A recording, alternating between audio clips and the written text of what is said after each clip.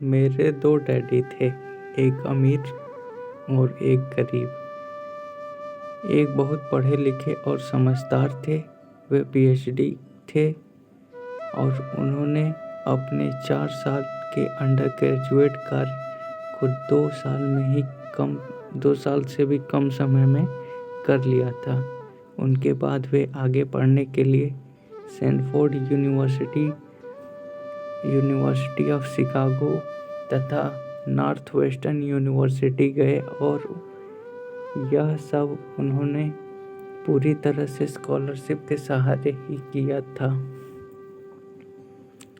मेरे दूसरे डैडी 8वीं से आगे नहीं पढ़ सके थे। दोनों ही अपने करियर में सफल थे।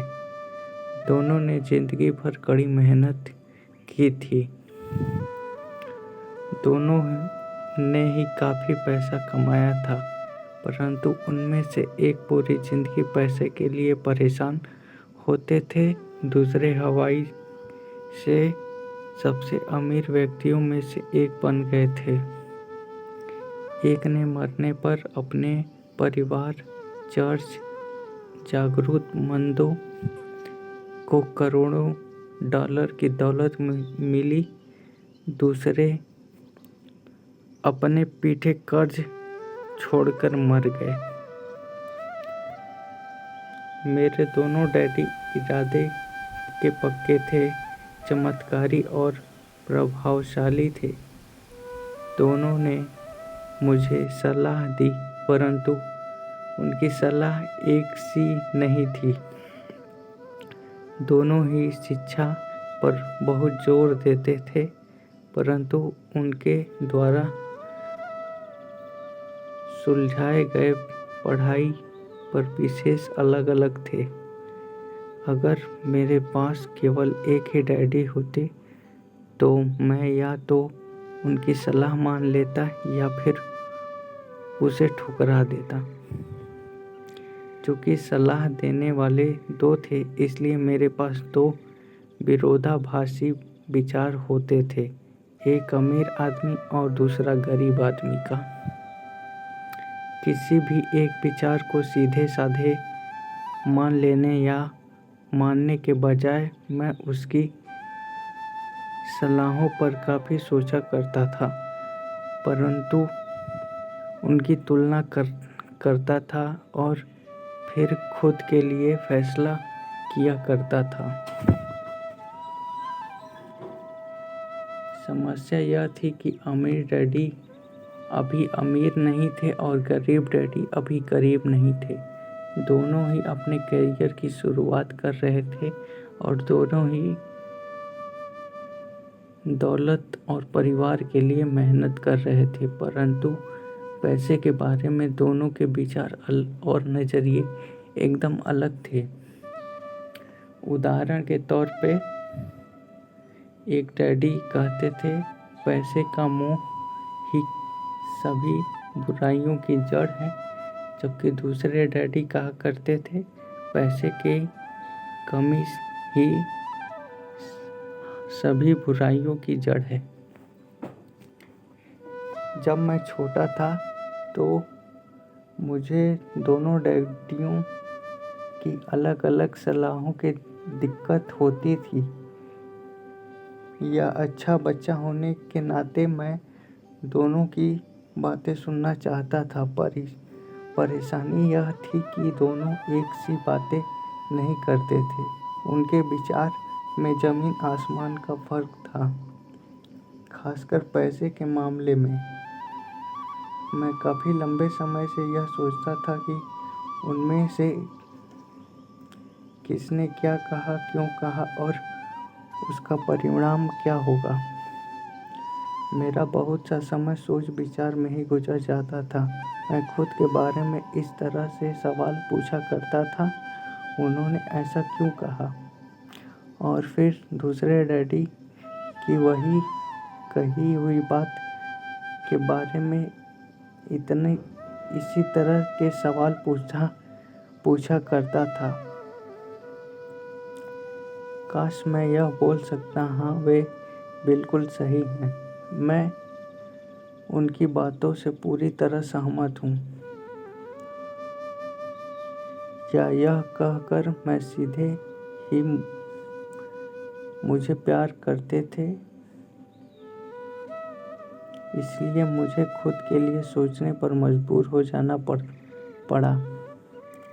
इस तरह सोचना मेरी आदत बन गई, जो आगे चलकर मेरे लिए बहुत फ़ायदेमंद साबित हुई। अगर मैं एक तरह से सोच पाता तो यह मेरे लिए इतना फ़ायदेमंद नहीं होता। धन दौलत का विषय स्कूल में नहीं बल्कि घर पर पढ़ाया जाता है। शायद इसलिए अमीर लोग और ज़्यादा अमीर होते जाते हैं, जबकि गरीब और ज़्यादा गरीब होते जाते हैं और मध्य वर्ग कर्ज में डूबा रहता है। हमें से ज़्यादातर लोग पैसे के बारे में अपने माता पिता से सीखते हैं। कोई गरीब पिता अपने बच्चों को पैसे के बारे में क्या सिखा सकता है? वह सिर्फ इतना ही कह सकता है, स्कूल जाओ और मेहनत से पढ़ो। हो सकता है वह बच्चा अच्छे नंबर से कॉलेज में पढ़ाई पूरी कर ले, फिर से पैसे के मामलों में उसकी मानसिकता और उसका सोचने का ढंग एक गरीब आदमी जैसा ही बना रहेगा। यह सब उसने तब सीखा था जब वह छोटा बच्चा था। धन का विषय स्कूलों में नहीं पढ़ाया जाता। स्कूलों में शैक्षणिक और व्यावसायिक निपुणों पर जोर दिया जाता है, न कि धन संबंधी निपुणता पर। इससे यह साफ हो जाता है कि जिन स्मार्ट बैंकर्स, डॉक्टर्स और अकाउंटेंट्स के स्कूल में अच्छे नंबर आते हैं, वह काफ़ी हद तक उन उच्च शिक्षित राजनेता और सरकारी अधिकारियों के कारण ही हैं, जो आर्थिक नीतियां बनाते हैं और मज़े की बात करते हैं यह कि वे धन के बारे में बहुत कम जानते हैं। मैं अक्सर नई सदी से आने वाली समस्याओं के बारे में सोचता हूँ।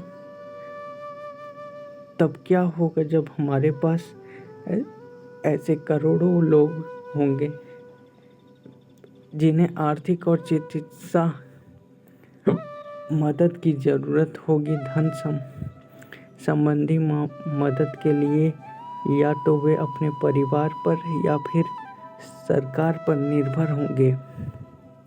क्या होगा जब मेडिकेयर और सोशल सिक्योरिटी के पास का पैसा खत्म हो जाएगा? किस तरह कोई देश तरक्की कर पाएगा अगर पैसे के बारे में पढ़ाई की जिम्मेदारी माता पिता के ऊपर छोड़ दी जाएगी, जिनमें से ज़्यादातर गरीब या तो गरीब होंगे। चूँकि मेरे पास 2 प्रभावशाली डैडी थे, इसलिए मैंने दोनों से ही सीखा।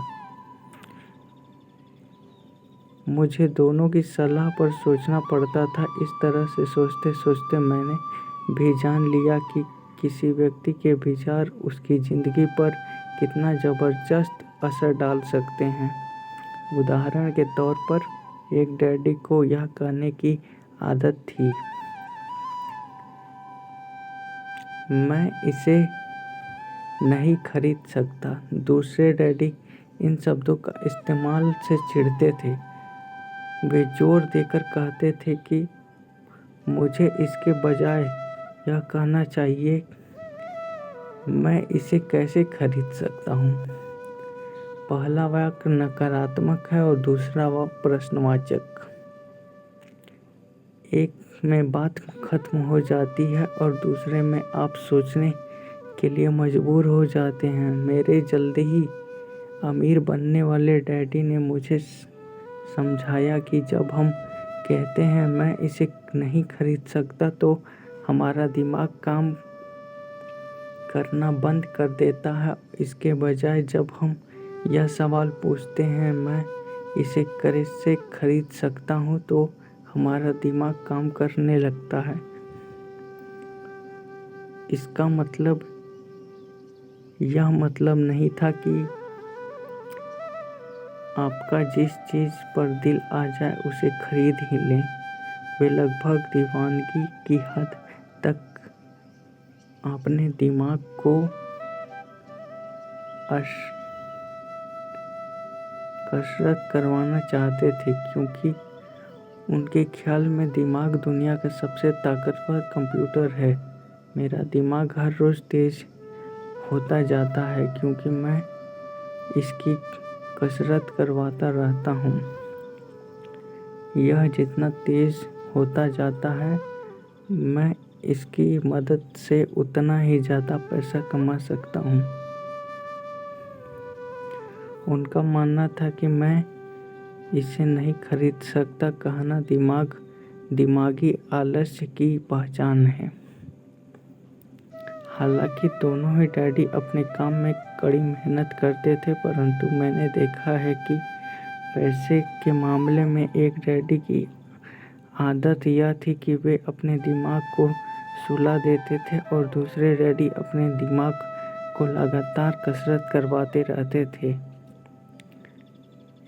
इसका दीर्घकालीन नतीजा यह निकला कि एक डैडी आर्थिक रूप से बहुत अमीर होते चले गए जबकि दूसरे डैडी लगातार कमज़ोर होते गए। इसे इस तरह से समझा जा सकता है कि एक व्यक्ति हर रोज़ कसरत करने के लिए जिम करता जाता है जबकि दूसरा व्यक्ति अपने सोफे पर बैठकर टीवी देखता रहता है।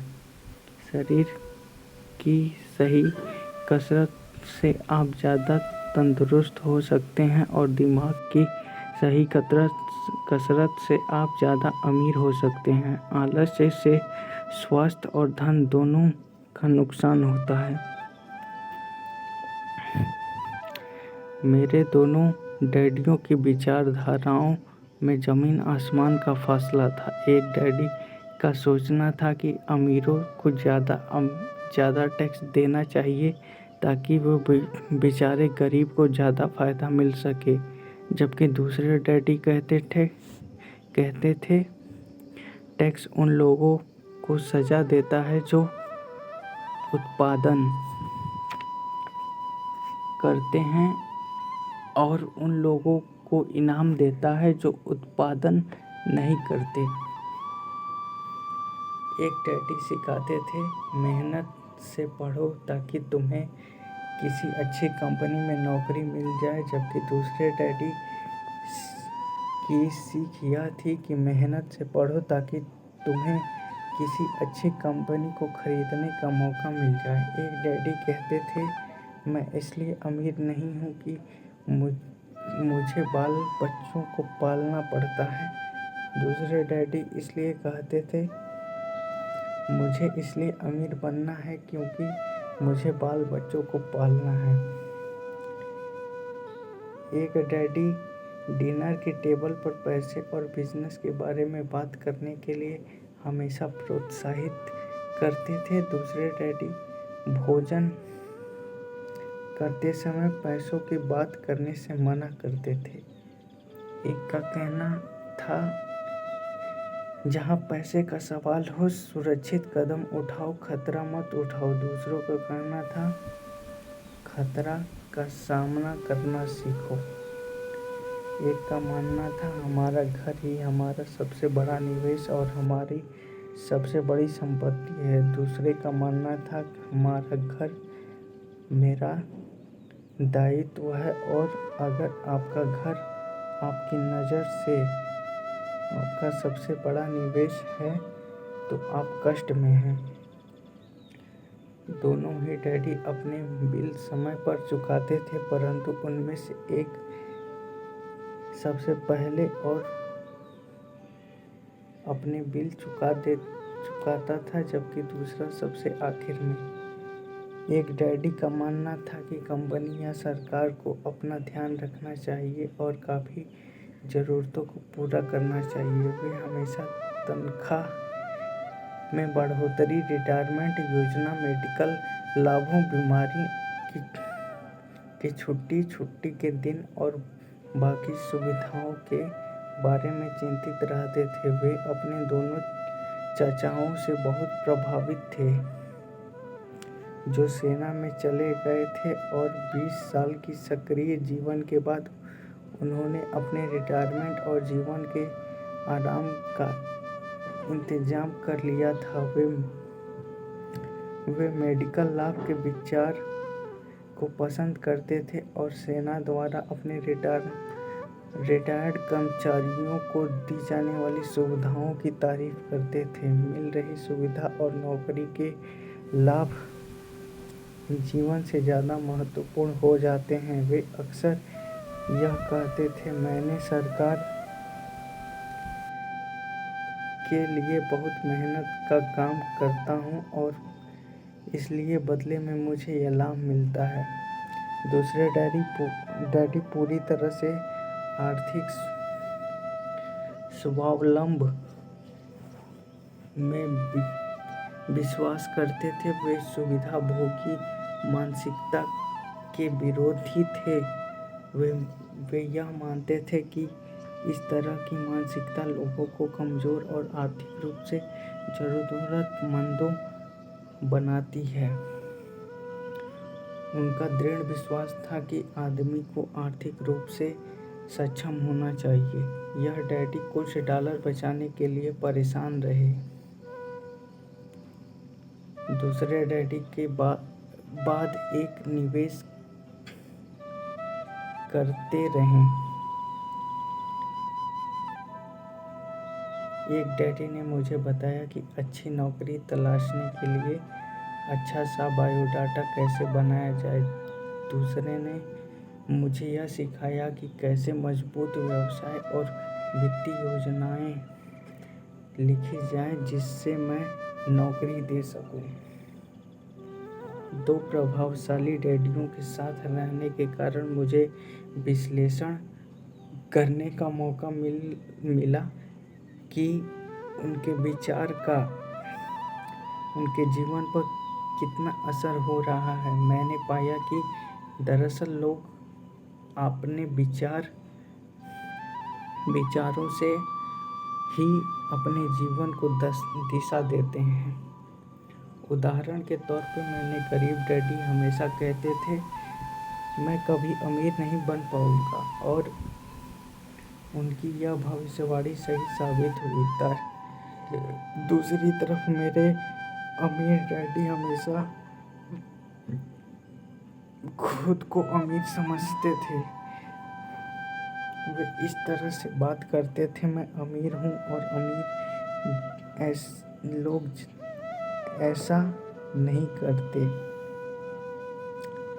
एक बड़े आर्थिक झटके के बाद जब वे दिवालियापन की कगार पर थे, तब भी वे खुद को अमीर आदमी ही कहते थे। वे अपने समर्थन में यह कहते थे, गरीब होना और पैसे न होना में फ़र्क होता है।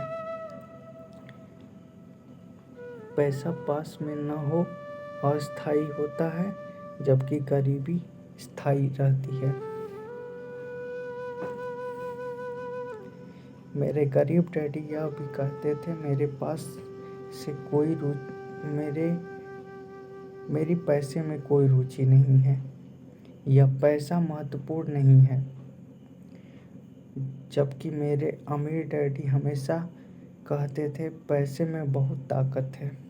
हो सकता है कि हमारे विचार की ताकत को कभी भी मापा न जा सके या फिर उन्हें पूरी तरह से समझा न जा सके, फिर भी बचपन ही में यह समझ गया कि हमें अपने विचार पर ध्यान देना चाहिए और अपनी अभिव्यक्ति पर भी। मैंने देखा कि मेरे गरीब डैडी इसलिए गरीब नहीं थे क्योंकि वे कम काम करते थे, बल्कि इसलिए गरीब थी क्योंकि उनके विचार और काम गरीब की तरह थे। वे अमीर डैडी होने के कारण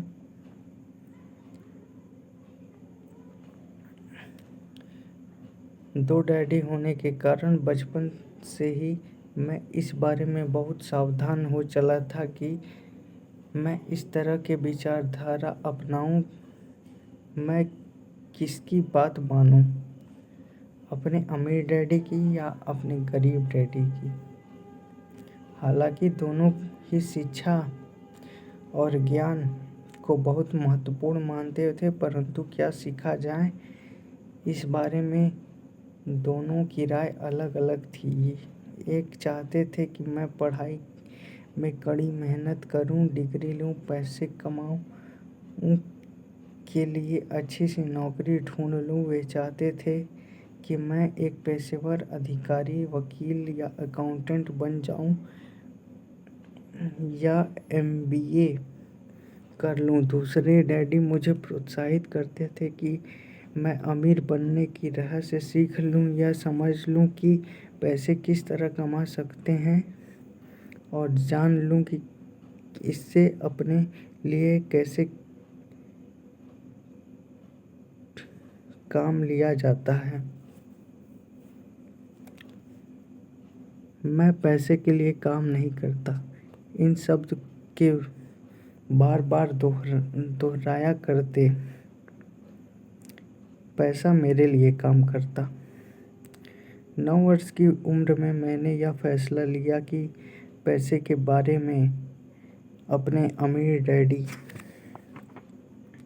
की बात सुनूंगा और सीखूंगा। यह फैसला करने का मतलब था कि अपने गरीब डैडी की बात पर ध्यान न देना। हालांकि उनके पास कॉलेज की बहुत सी डिग्रियां थी जो मेरे अमीर डैडी के पास नहीं थी।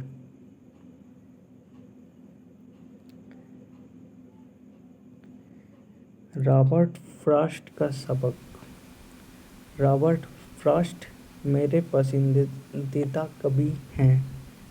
हालांकि मुझे उनकी बहुत सी कविताएं पसंद हैं, परंतु द रोड नॉट टेकन मुझे ज़्यादा पसंद है। मैं इनकी शिक्षा का इस्तेमाल हर रोज करता हूँ। द रोड नॉट टेकन, वह राह जिसे चुना नहीं गया। पीले जंगल में 2 राह बढ़ती थी और अफसोस कि मुझे एक को चुनना था और मैं देरी तक खड़ा रहा, दूर तक यह देखते हुए कि यह राह किधर जाती है। झुरमुटों में मुड़ने से पहले फिर मैंने दूसरी राह चुनी, जितनी ही सुंदर और शायद बेहतर भी, क्योंकि यह घास ज़्यादा ही और कम लोग गुजरते थे। हालांकि लोग के गुजरने से यहाँ भी उतना ही नुकसान हुआ था और दोनों ही उस सुबह बराबर थी। पत्तियों पर काले कदम नहीं थे और मैंने पहले को अलग दिन के लिए रखा, पर यह जानते हुए कि किस तरह रास्ते निकलते थे, मुझे शक था कि मैं कभी लौटूंगा। मैं आह भरकर यह कहूँगा, आज से सदियों बाद शायद एक जंगल में 2 राह बढ़ती थी और मैंने कम चलती राह को चुना और इस बात से सारा फर्क पड़ता है। बहुत समय गुजर चुका था, पर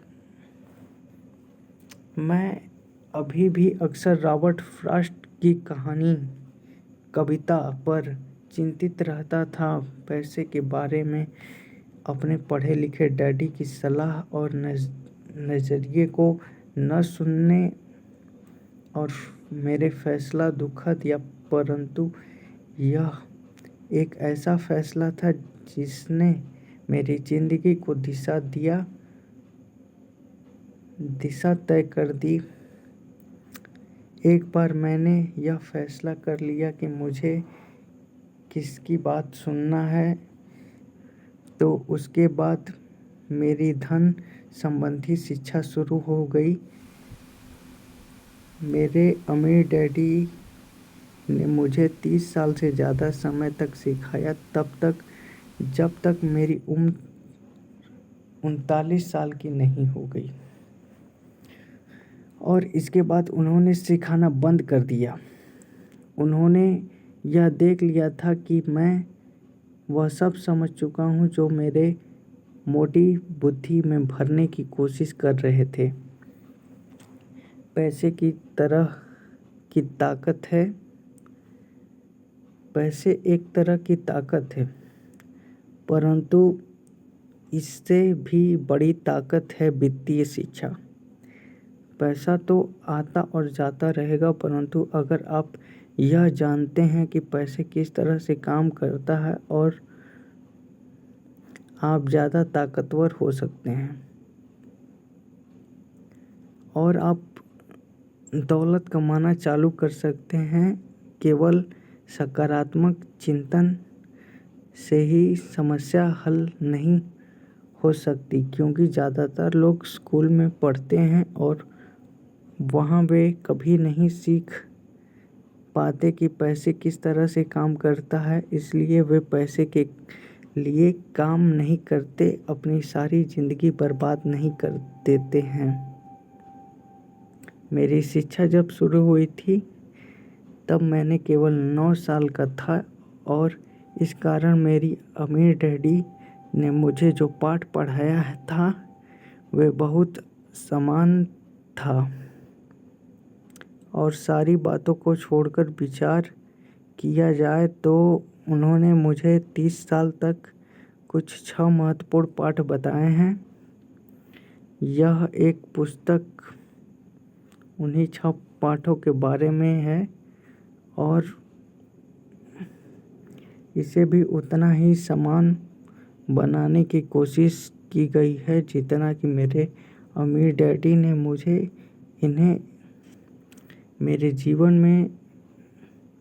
जीवन को आसान बनाया था। यह पाठ आपके लिए जवाब की तरह नहीं लिखे गए हैं, बल्कि मार्गदर्शन की तरह लिखे गए हैं। ऐसा मार्गदर्शन जो ज़्यादा अमीर बनने के में अपनी और अपने बच्चों की मदद करेंगे, चाहे बदलती हुई इस अनिश्चित दुनिया में कुछ भी होता रहे।